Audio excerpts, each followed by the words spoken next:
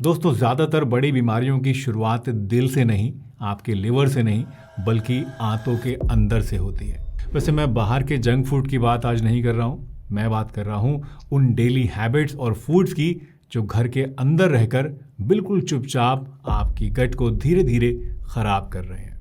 और अगर आपने आज ये बात समझ ली तो आप अपनी आधी हेल्थ प्रॉब्लम्स यहीं पर रोक सकते हैं। और हाँ, इस वीडियो के एंड में मैं आपको एक बहुत ही सिंपल सी देसी रेमेडी भी बताऊंगा जो कि सिर्फ 3 कॉमन किचन इंग्रेडिएंट्स से बनती है और एसिडिटी, गैस, हैवीनेस और आपकी ओवरऑल गट हेल्थ को तुरंत इम्प्रूव करने में आपकी हेल्प करती है। देखिए दोस्तों, हमारी आंत सिर्फ खाना पचाने का काम नहीं करती। ये डिसाइड करती है कि आपकी एनर्जी कैसी रहेगी, आपकी इम्यूनिटी कितनी स्ट्रांग होगी, आपकी स्किन ग्लो करेगी या नहीं करेगी और आपका मूड स्टेबल रहेगा या ख़राब रहेगा। इसलिए मैं हमेशा कहता हूँ, हेल्दी गट मतलब हेल्दी बॉडी। आपको जानकर बड़ी हैरानी होगी कि हमारी आंत लगभग 7 से 8 मीटर लंबी होती है और इसमें सिर्फ सेल्स ही नहीं बल्कि लगभग 500 मिलियन न्यूरॉन्स भी होते हैं। और इसीलिए साइंस गट को सेकंड ब्रेन भी मानती है। और सबसे इम्पोर्टेंट बात यह है कि यही आंत सीरोटोनिन को भी बनाती है। सीरोटोनिन यानी हैप्पी हार्मोन जो कि हमें खुश रखता है। इसलिए जब पेट ठीक से काम नहीं करता है, हमारी आंतों में कोई गड़बड़ होती है तो उदासी, एंग्जाइटी, चिड़चिड़ापन और मोटिवेशन की कमी अपने आप हमारे अंदर शुरू हो जाती है। अब सवाल आता है कि गट हेल्थ हमारी आखिर ख़राब क्यों होती है? तो इसका सबसे पहला रीज़न होता है प्रोसेस्ड और फास्ट फूड को ज़्यादा खाना। मुझे ध्यान है अभी कुछ ही दिन पहले मैंने एक न्यूज़ देखी थी जो कि सोशल मीडिया के ऊपर भी बहुत ज़्यादा वायरल हो रही थी। इसमें एक 11 साल की बच्ची थी जिसकी आंत फट गई थी। जानते हैं क्यों? क्योंकि वो बच्ची जंक फूड बहुत ज़्यादा खाती थी। इस बच्ची का कई दिन तक एम्स में इलाज चला, लेकिन अफसोस की बात यह है कि उसे बचाया नहीं जा सका। दूसरा कॉमन काज होता है बार बार मेडिसिन को लेना, ख़ासतौर से पेन किलर्स और एंटीबायोटिक्स को लेना। तीसरा क्रॉनिक स्ट्रेस और ओवर थिंकिंग। और चौथा पुअर स्लीप और लेट नाइट डिनर्स। और पांचवा और बहुत ही इंपॉर्टेंट रीज़न होता है सालों से चली आ रही गैस, एसिडिटी और कॉन्स्टिपेशन। इन सभी फैक्टर्स से गट की लाइनिंग अंदरूनी तौर पर धीरे धीरे वीक हो जाती है और जब ये लाइनिंग डैमेज होती है तो टॉक्सिन्स धीरे धीरे हमारे ब्लड के अंदर घुसने लगते हैं, जिसे साइंस लीकी गट कहती है। दोस्तों, गट के ख़राब होने के लिए रेस्पॉन्सिबल ये जितने भी कॉजेज़ हैं, अगर आप इनका ध्यान रखेंगे तो आपकी गट हेल्थ हमेशा अच्छी बनी रहेगी। लेकिन सवाल ये आता है कि इन सभी कॉजेज़ से बचने के लिए हमें क्या करना चाहिए? हम ऐसा क्या काम करें कि ये सभी प्रॉब्लम्स हमारी रिवर्स हो जाएं? तो चलिए अब इन्हीं सब इम्पॉर्टेंट पॉइंट्स को डिटेल में समझते हैं और देखते हैं कि हम अपनी गट हेल्थ को कैसे सुधार सकते हैं, कैसे उसको प्रिजर्व कर सकते हैं और कैसे हम हमेशा हेल्दी बने रह सकते हैं। दोस्तों, एक ऑनलाइन कंसल्टेशन में एक बंदे ने एक बार मुझे लिखा था कि डॉक्टर साहब, मैं कम ही खाता हूँ, बहुत ज़्यादा ओवर ईटिंग नहीं करता हूँ, लेकिन फिर भी मेरा पेट हर समय भरा भरा सा, भारी भारी सा रखता है। गैस बहुत ज़्यादा बनती है, सुबह में पेट ठीक से साफ़ नहीं हो पाता है, कब्ज़ सा रहता है। जब हमने उनसे ये पूछा कि आप खाते क्या हैं, अपनी डाइट बताइए, तो जवाब आया कि हम वही जो सब खाते हैं, रोटी, चावल, थोड़ी सी सब्ज़ी, बस ये खा लेते हैं। अब सुनने में ये एक नॉर्मल सी डाइट लगती है, शायद आप भी यही सब खाते होंगे, लेकिन इसी में सारा राज छुपा हुआ था। दरअसल प्रॉब्लम खाने की क्वांटिटी नहीं थी, वो कम खाते थे, इससे कोई प्रॉब्लम नहीं थी। प्रॉब्लम थी फाइबर की कमी। देखिए, जिस तरह से हमें ज़िंदा रहने के लिए खाने की ज़रूरत होती है, वैसे ही हमारे गट के अंदर जो बैक्टीरिया रहते हैं अच्छे वाले, उन्हें भी खाना चाहिए। लेकिन इनका खाना हमसे थोड़ा सा अलग होता है। ये वो चीज़ खाते हैं जो कि हम नहीं पचा पाते, यानी हमारा वेस्ट जो है वो इनके लिए खाना होता है। और हमारा वेस्ट क्या होता है? फाइबर, जो कि हम पचा नहीं सकते। यही फाइबर ये बैक्टीरिया बड़े चाव से खाते हैं और इसी से फलते फूलते हैं। फाइबर के बिना ये गुड बैक्टीरिया कमज़ोर पड़ जाते हैं क्योंकि उन्हें प्रॉपर डाइट नहीं मिलती, और जब गुड बैक्टीरिया कमज़ोर पड़ते हैं तो डाइजेशन स्लो हो जाता है, पेट साफ नहीं हो पाता और गैस और एसिडिटी भी बढ़ने लगती है। इसलिए डाइट में हाई फाइबर फूड्स का ज़्यादा अच्छी क्वांटिटी में होना बहुत ही ज़रूरी है, जैसे कि दलिया, ओट्स, ज्वार, बाजरा वगैरह। इनके अलावा हरी सब्जियां जैसे कि लौकी, तोरी, भिंडी, गाजर और पत्ता गोभी, ये सभी चीज़ें फाइबर रिच फूड्स हैं, तो इनको आपको खाना चाहिए। फलों की बात करें तो सेब, नाशपाती, अमरूद और केला भी फाइबर से भरे होते हैं, इन्हें भी आप खा सकते हैं। लेकिन इन्हें साबुत खाने से ही आपको फाइबर मिलेगा। अगर आप इन चीज़ों का जूस बनाएंगे, शेक बनाएंगे, तो उतना फ़ायदा आपको नहीं मिलेगा। एक प्रैक्टिकल टिप याद रखिए दोस्तों कि अगर आपका खाना पेट को भारी तो कर रहा है लेकिन पेट आपका साफ नहीं हो रहा है, तो समझ जाइए कि आपके खाने में फाइबर कम है। फाइबर को अपनी डाइट में रोज़ाना थोड़ा थोड़ा बढ़ाइए, एक साथ बहुत ज़्यादा मत ले लीजिए। अचानक से अगर आप बहुत ज़्यादा फाइबर लेना शुरू कर देंगे तो कई बार उससे कुछ परेशानी भी हो सकती है। पेट में भारीपन, ब्लोटिंग या कई बार लूज मोशन या कॉन्स्टिपेशन भी इसकी वजह से हो सकता है। इसलिए फाइबर को थोड़ा थोड़ा बढ़ाइए, एकदम से बहुत ज़्यादा लेने की कोशिश मत कीजिए, ये नुकसान कर सकता है। दूसरा है अपनी डाइट में प्रोबायोटिक फूड्स को इंक्लूड करना। दोस्तों, हमारी गट के अंदर अच्छे और ख़राब बैक्टीरिया दोनों रहते हैं, जैसा मैंने आपको बताया। तो मसला ये नहीं है कि ख़राब बैक्टीरिया क्यों है या अच्छे बैक्टीरिया क्यों है, मसला ये है कि इन दोनों बैक्टीरिया के बीच में जो बैलेंस है वो कैसा है। क्योंकि जब अच्छे बैक्टीरिया कम हो जाते हैं और बुरे बैक्टीरिया बढ़ जाते हैं तो पेट का सिस्टम ऑटोमेटिकली ख़राब हो जाता है। इसको आप ऐसे समझ सकते हैं कि एक शहर है जहाँ पर अच्छे लोग भी रहते हैं और उपद्रवी और ख़राब टाइप के लोग भी रहते हैं, बदमाश टाइप के भी लोग रहते हैं। अगर उस शहर के अंदर अच्छे लोग ज़्यादा होंगे तो जाहिर सी बात है कि वो अच्छा शहर माना जाएगा, वहाँ तरक्की भी होगी, वहाँ खुशहाली भी होगी। लेकिन अगर वहाँ पर डाकू बदमाश टाइप के लोग ज़्यादा होंगे तो वो शहर ज़्यादा तरक्की नहीं कर पाएगा। इसी तरह से हमारी आंतों में जब गुड बैक्टीरिया ज़्यादा होंगे तो जाहिर सी बात है हमारी आंतें तरक्की करेंगी, यानी उनकी हेल्थ अच्छी रहेगी और बुरी चीज़ें जो हैं वो अपना असर उतना ज़्यादा नहीं कर पाएंगी। अब सवाल ये आता है कि अच्छे बैक्टीरिया कैसे हम ला सकते हैं अपने अंदर, बढ़ा कैसे सकते हैं।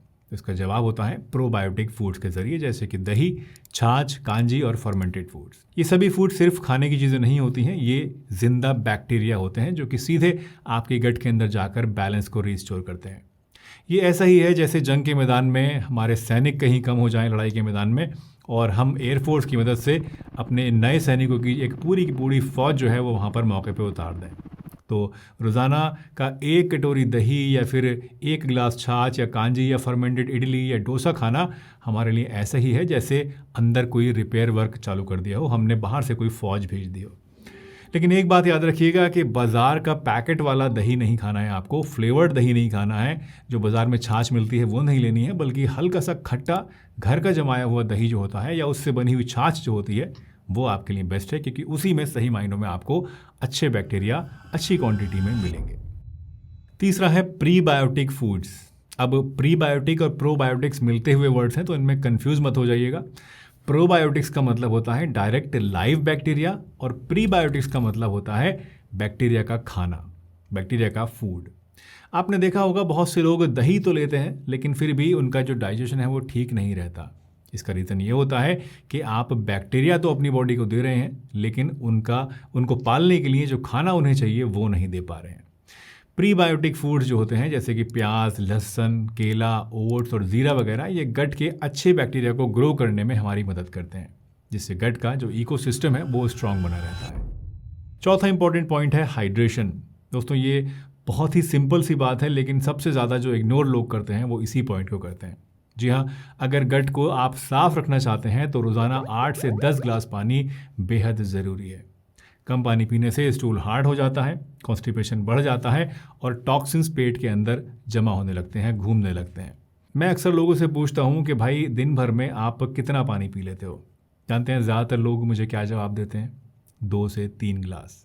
और यही एक बहुत बड़ा रीज़न है कि हमारे पेट के अंदर जो हमारा डाइजेशन है वो सही से काम नहीं कर पाता। कोशिश कीजिए आदत डालने की कि आप थोड़ा थोड़ा करके पूरे दिन पानी पीते रहें। अगर पानी की क्वांटिटी आपके अंदर सही है, हाइड्रेशन प्रॉपर मेंटेन्ड है, तो आपका गट अपना काम खुद ही ठीक ठाक करता रहेगा, आपको कुछ एडिशनल करने की ज़रूरत नहीं पड़ेगी। पांचवा और बेहद असरदार टिप है इंटरमिटेंट फास्टिंग करना। देखिए, हमारी गट भी थक जाती है कई बार काम करते करते। सुबह से रात तक लगातार खाना, चाय, स्नैक्स, कभी कुछ, बस ये चक्कर जो है वो हमेशा चलता ही रहता है और इसी वजह से हमारे गट को रिपेयर करने का टाइम ही नहीं मिल पाता। इसलिए हफ्ते में एक बार सिर्फ 12 से 16 घंटे का फास्टिंग आपको ज़रूर करना चाहिए। ये बहुत ही इंपॉर्टेंट चीज़ है। वैसे इंटरमिटेंट फास्टिंग का मतलब ये नहीं होता है कि आपको भूखा रहना है, बस इतना मतलब होता है कि रात को थोड़ा खाना जल्दी ले लीजिए और सुबह में नाश्ता थोड़ा सा लेट कीजिए। इससे क्या होगा, गट को खुद अपने आप को साफ करने का मौका मिल जाएगा, अंदरूनी रिपेयर चालू हो जाएगी और डाइजेशन आपका रीसेट हो जाएगा। वैसे बहुत से लोग कहते हैं कि फास्टिंग से कमज़ोरी आ जाती है।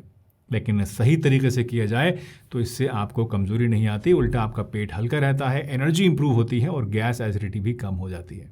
अगर आप बिल्कुल बिगनर हैं तो पहले 12 घंटे से शुरुआत कीजिए और फिर धीरे धीरे अपने टाइम को आप बढ़ाते रहिए। याद रखिए दोस्तों, कम खाना गट के लिए सबसे ज़्यादा बड़ा इलाज होता है, इसलिए इंटरमिटेंट फास्टिंग ज़रूर ट्राई कीजिए। और लास्टली, अगर आप अपनी गट को ठीक करना चाहते हैं तो एक चीज़ अच्छी तरह से समझ लीजिए, आपको चीनी और अल्ट्रा प्रोसेस्ड फूड्स छोड़ने पड़ेंगे।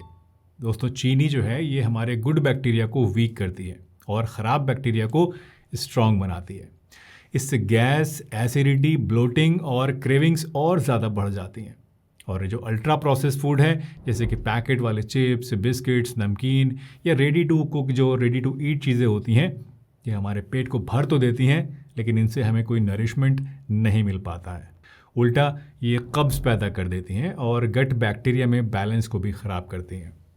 मैं हमेशा कहता हूँ, जितना फ्रेश और जितना सिंपल फूड आप खाएंगे उतना ही ये आपकी गट के लिए बेहतर होगा। याद रखिए, एक सिंपल सा रूल है कि जो खाना आपके दादा दादी अपने ज़माने में पकाकर खाया करते थे, वो जितना ज़्यादा आप खाएंगे उतना ज़्यादा आपकी गट के लिए अच्छा होगा। और जितना आप मॉडर्न पैकेट वाला रंग बिरंगी चीज़ें जो आजकल बाज़ार में मिल रही हैं, दिखने में बड़ी अच्छी लगती हैं, जितना इन चीज़ों की तरफ जाएंगे उतना ही ज़्यादा ये आपकी गट के लिए नुकसानदेह होगा। अब तक दोस्तों आपने क्लियरली ये समझ लिया होगा कि गट वीक कैसे होती है और कौन सी डेली हैबिट्स उसे धीरे धीरे ख़राब करती हैं। अब सवाल यह आता है कि रोज़ के डाइजेशन को शांत करने के लिए ऐसी क्या एक चीज़ हम करें कि पेट हमारा जो है उसके ऊपर एक्स्ट्रा लोड कोई ना पड़े और अंदर ही अंदर हमारे हीलिंग भी होती रहे। तो मैं आपको एक बहुत ही सिंपल, टेस्टेड और प्रैक्टिकल देसी सॉल्यूशन बताने वाला हूँ जो कि आपको बहुत ज़्यादा काम आएगा। और ये सॉल्यूशन है ज़ीरा धनिया पुदीना वाटर। देखिए दोस्तों, ज़ीरा डाइजेशन को स्मूथ करता है और हमारे बैक्टीरिया को अच्छे से फीड करता है। धनिया पेट की गर्मी और एसिडिटी को शांत करता है और पुदीना गट की इरिटेशन और हैवीनेस को काम करता है। जब ये तीनों चीज़ें एक साथ काम करती हैं तो ये पेट को एक नेचुरल रिलीफ देती हैं। इसे बनाने के लिए आपको क्या करना है, एक बर्तन में आप 1 गिलास पानी ले लीजिए, उसमें आधा टीस्पून जीरा, आधा टीस्पून धनिया के बीज और कुछ आप पुदीने के पत्ते कुचल कर डाल दीजिए। फिर इसे अच्छी तरह से उबाल लीजिए गैस के ऊपर और उसके बाद छान कर एक गिलास में निकाल लीजिए। इस पानी को आपको लंच के बाद हल्का गर्म करके सिप सिप करके पीना है। बहुत ज़्यादा तेज़ गर्म नहीं पीना है, हल्का गर्म पीना है। इससे पेट में आपके जो जलने वाली एसिडिटी है वो धीरे धीरे शांत होने लगेगी, गैस और ब्लोटिंग आपके कम होगी, आपके गट बैक्टीरिया इंप्रूव होंगे और खाने के बाद जो बोझ और हैवीनेस आपको लगती है वो नहीं होगी। वैसे एक बात बिल्कुल क्लियर कर देना चाहता हूँ मैं दोस्तों यहाँ पर कि ये कोई मैजिकल मेडिसिन नहीं है, कोई जादुई चीज़ नहीं है, इसलिए कंसिस्टेंसी के साथ इसको लीजिएगा। एक रात में, एक दिन में कुछ नहीं होगा, धीरे धीरे जब आप लेते रहेंगे तो आपको असल फ़र्क अपने अंदर नज़र आएगा। इमेजिन कीजिए आपका पेट हल्का है, एनर्जी स्टेबल है, स्किन एकदम क्लियर दिख रही है, दिमाग शांत लग रहा है और इम्यूनिटी एकदम स्ट्रांग हो गई है। अगर आपकी गट हेल्थ अच्छी होगी तो ये सब कुछ मुमकिन है और यकीन मानिए आपकी आधी ज़िंदगी, आधी प्रॉब्लम्स अपने आप ठीक हो सकती हैं अगर आपकी गट हेल्थ अच्छी है। वैसे अगर कब्ज़, गैस और एसिडिटी से आप परेशान रहते हैं तो अब यहाँ क्लिक करके इस वीडियो को एक बार देख लीजिएगा। इसमें मैंने इन प्रॉब्लम्स के लिए एक बहुत ही इफ़ेक्टिव रेमेडी के बारे में डिटेल से बात की है। मिलते हैं एक नई वीडियो में, तब तक के लिए अपना ध्यान रखिए, हंसते रहिए, मुस्कुराते रहिए, रोज़ कुछ ना कुछ नया सीखते रहिए ताकि आप रह सकें हेल्दी हमेशा।